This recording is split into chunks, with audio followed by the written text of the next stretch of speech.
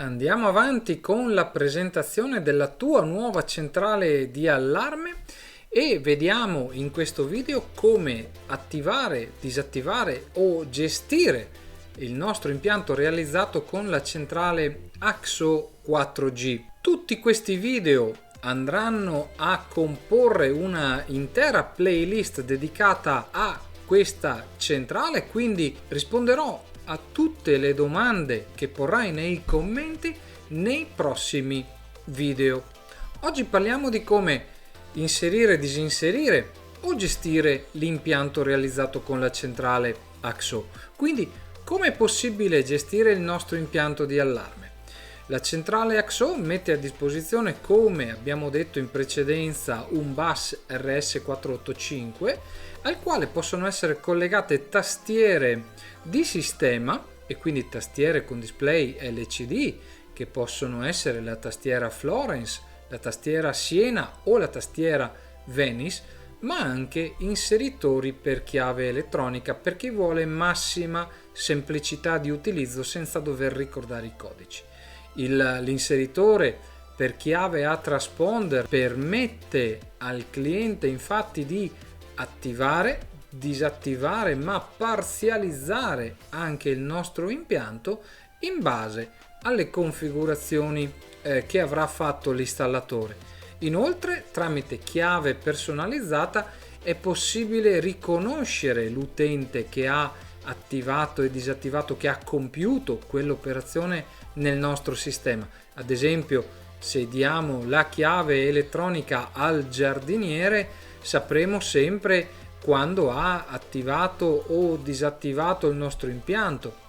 Il telecomando, non dobbiamo dimenticare infatti che AXO 4G, come ho detto in precedenza, integra già a bordo il ricevitore wireless in grado di gestire tutti i dispositivi wireless, ma se serve solo il telecomando può gestire solo il telecomando senza ulteriori dispendi economici. Infatti è sufficiente acquistare il telecomando e memorizzarlo direttamente sulla centrale AXO. Poi si dice telecomando o radiocomando. Parliamo naturalmente di telecomando bidirezionale con tecnologia AXETA, il che significa che il telecomando non è un semplice telecomando che invia un segnale alla centrale, ma è anche in grado di ricevere un segnale dalla centrale che a sua volta è bidirezionale. Questo a che cosa serve? Serve a visualizzare in tempo reale l'effettiva ricezione del comando da parte della centrale. Cerco di spiegarlo meglio.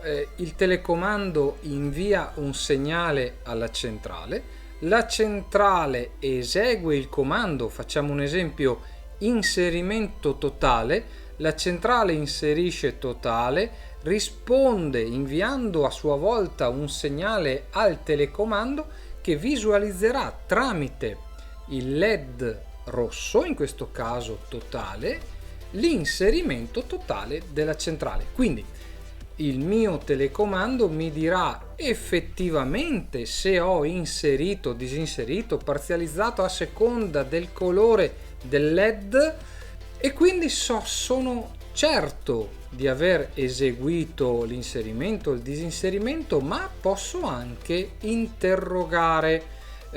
Ciò vuol dire che con una pressione diversa rispetto a quella dell'invio del comando posso sapere in che stato si trova il mio impianto. Tutto ciò naturalmente avviene a portata radio.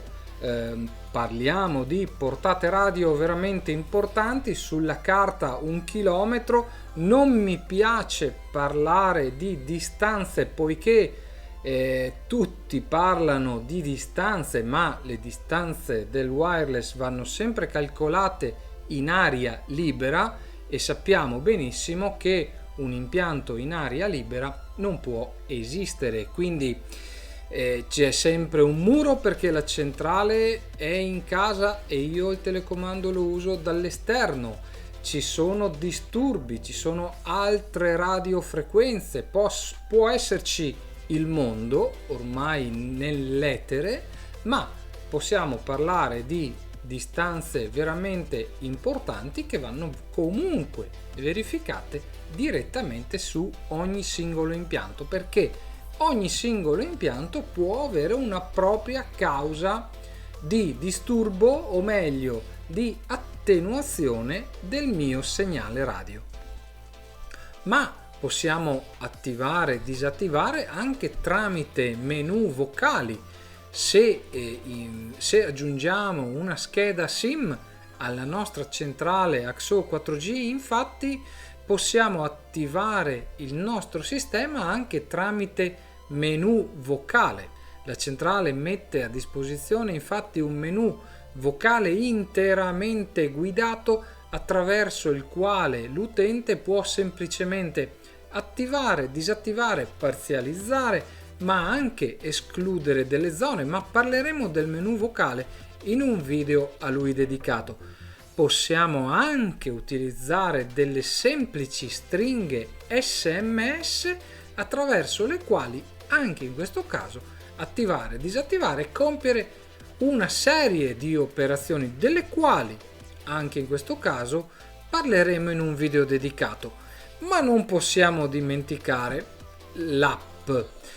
AXO 4G infatti tramite motore GSM, quindi 4G LTE, può essere connessa al cloud, può essere connessa al cloud anche tramite scheda di rete, pertanto metterci a disposizione attraverso l'applicazione Axel Cloud, che vedremo successivamente, la possibilità di inserire, disinserire, ma anche escludere delle zone. Parleremo dell'app in modo più dettagliato in un altro video e vedremo esattamente che cosa ci consente di fare questa centrale. Anche per questo video è tutto. Se non l'hai ancora fatto, iscriviti al canale, spunta la campanella per non perderti i contenuti che andrò a pubblicare in futuro. Noi ci vediamo nel prossimo video. Ciao!